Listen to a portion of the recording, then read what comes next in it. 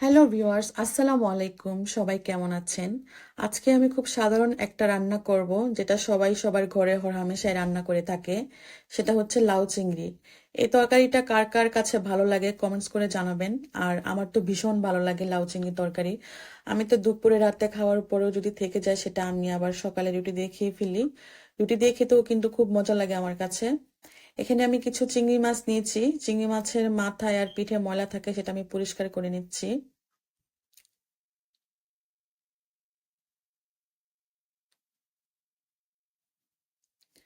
আমার চিংড়ি মাছ পরিষ্কার করা হয়ে গেছে।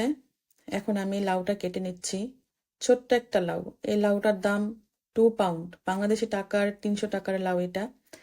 ছোটখাটোর মধ্যে খুব সুন্দর একটা লাউ ছিল। আর এখান থেকে আমরা যেই লাউগুলো কিনে খাই, এত মজা হয়, একদম গলে যায়। আর বাংলাদেশে যখন রান্না করতাম, তো কখনো কখনো গলে যেত, আবার কখনো কখনো শক্ত হয়ে থাকতো।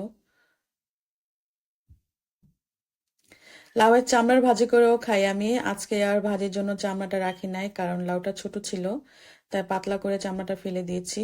বড় হলে একটু ভারী করে কাটতাম লাউয়ের চামড়া, আর ভাজি করে ফেলতাম।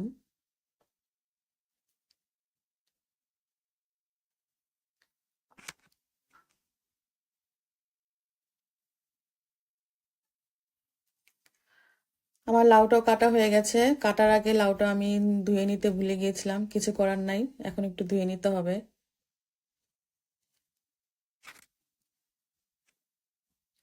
এখন পেঁয়াজ কেটে নিচ্ছি। আমার পেঁয়াজ কাটা দেখে কেউ হাসবেন না, কারণ আমি পেঁয়াজ কাটতে পারি না। পেঁয়াজ কাটতে গেলে চোখের পানি আর নাকের পানি এক হয়ে যায়। আর পেঁয়াজগুলো বড় থাকার কারণে ব্যালেন্স ঠিক রাখতে পারি না, ছড়ায় যায় হাত থেকে।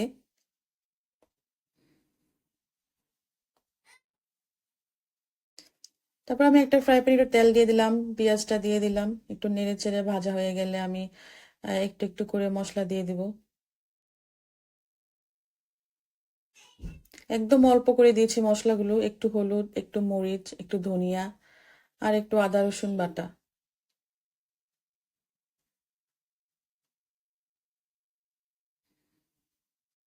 আমি মশলাটাকে কষিয়ে, চিংড়ি মাছটা কষিয়ে লাউটা দিয়ে দিব। লাউটাকে একটু ভালো করে নেড়ে চেড়ে আমি ঢেকে দিব।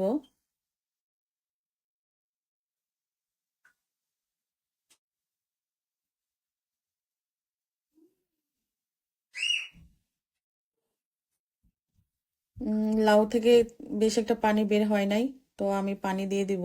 যতটুকু আমি ঝোল খেতে পছন্দ করব, ততটুকু আমি পানি দিয়ে দিচ্ছি।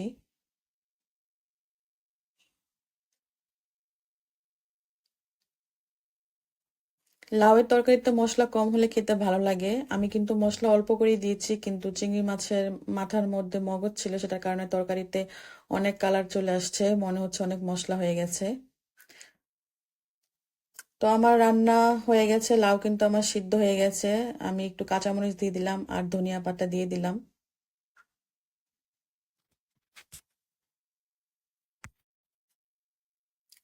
লাউ কিন্তু একদম সিদ্ধ হয়ে গেছে। তো আমি চুলা থেকে নামিয়ে নিয়েছি। এখন আমি এটা বেড়ে নিচ্ছি একটা বাটিতে। খুব সাধারণ একটা রান্না, কিন্তু খেতে খুব মজার। তো আজকের ভিডিও এই পর্যন্ত। সবাই ভালো থাকবেন। আল্লাহ হাফেজ।